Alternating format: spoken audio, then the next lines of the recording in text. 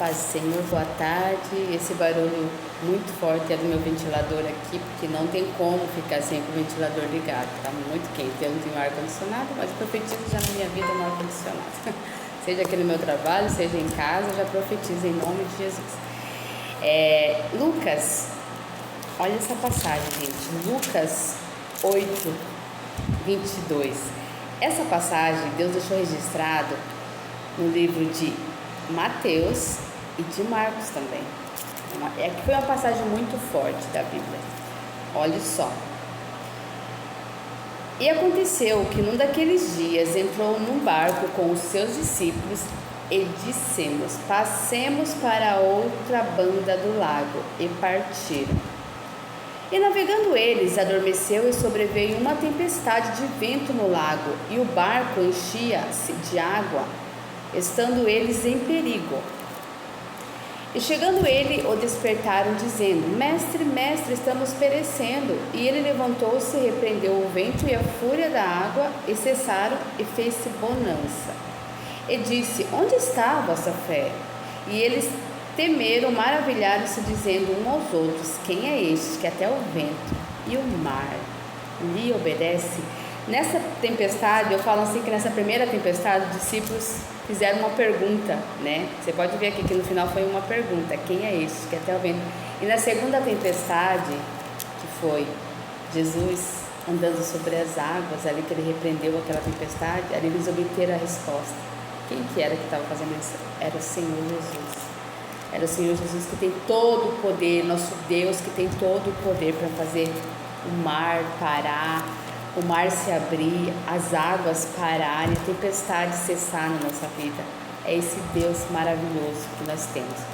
Então aqui, o Jesus tinha dado uma ordem aos discípulos: passemos para outra banda do lago. Ele já afirmou que eles iam passar. Só que no meio da trajetória, o que aconteceu? Começou, armar uma tempestade ali no meio do lago. Só que o Senhor estava dormindo. Mas o Senhor estava ali com eles. Porém, o Senhor estava dormindo no barco, a palavra do Senhor diz. Jesus estava descansando, porque Jesus também sentia canseira, fome, medo, tudo que nós sentimos, ele também sentiu. Então, é normal, ele estava descansando. Só que quando o vento começou a vir com tanta fúria naquele barco, a palavra do Senhor diz que eles sentiram medo, os discípulos, e a água já estava começando a entrar dentro do barco. Nossa, eu estou arrepiada com essa passagem, mas essa passagem é muito forte. E foram acordar o mestre, porque quando nós estamos com muita dificuldade na nossa vida, quando nós estamos achando que não vamos conseguir passar algo, preste atenção, quando a gente está a ponto de tudo se acabar na nossa vida, aonde que a gente corre? O nosso socorro, o salmista diz: o nosso socorro vem do Senhor que fez os céus e a terra. É para Ele que nós temos que pedir socorro. É nesse momento que a gente corre aos pés do Senhor. Só que o Senhor repreendeu os discípulos. Quando os discípulos acordaram ele acalmou a tempestade. Só que ele olhou: aonde está a vossa fé? O Senhor disse para os discípulos: aonde estava a fé dele? Que não estava no Senhor, porque se tivesse no Senhor, eles tinham se acalmado. Só que eles ficaram com medo. O que a gente sente às vezes ao depararmos com muitas situações ruins que acontecem na nossa vida. Situações essas que nós achamos que não conseguimos passar, que não achamos solução, que acha que tudo vai desabar, que nós vamos morrer, que algo vai acontecer. Mas é nessa hora que nós temos que incomodar o mestre, como os discípulos incomodaram. Por mais que eles levaram ali uma catacada, esse meu pai que falava, catacada do Senhor, ali uma repreensão, aonde está a vossa fé, o Senhor falou para eles, porque, poxa, Jesus estava ali no barco com ele, dormindo. Para que eles iam sentir medo se o Senhor, se o Deus estava ali no barco? Mas isso é uma lição para nós. Às vezes nós achamos que o Senhor está tão longe de nós, mas Ele não está longe. Quando Pedro começou a afundar, que Jesus disse para ele: vem, Pedro. Ele queria caminhar sobre o mar, como Jesus caminhou, estava vindo no mar. Senhor, vem, Pedro. Só que Pedro, nos passos de Pedro, ele começou, quando ele estava olhando para o Senhor, ele começou a caminhar. Só que Pedro sentiu medo porque ele desviou o olhar do Senhor. O que nós não podemos fazer é desviar o nosso olhar do Senhor. Nós não pararmos de orar, não pararmos de congregar, não pararmos de ler a Bíblia, não pararmos de jejuar, não pararmos de levantar pelas madrugadas para orar, não pararmos de orar durante o dia, todo momento. É isso que nós não podemos parar. Porque no momento que a gente para de alimentar o nosso espírito, a nossa carne, ela fortalece, ela fica mais forte.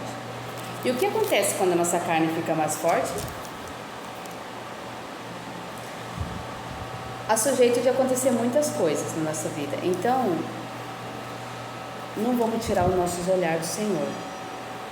E quando Pedro estava a ponto de afundar, ele sentiu a mão do Senhor segurando a mão dele e puxando ele.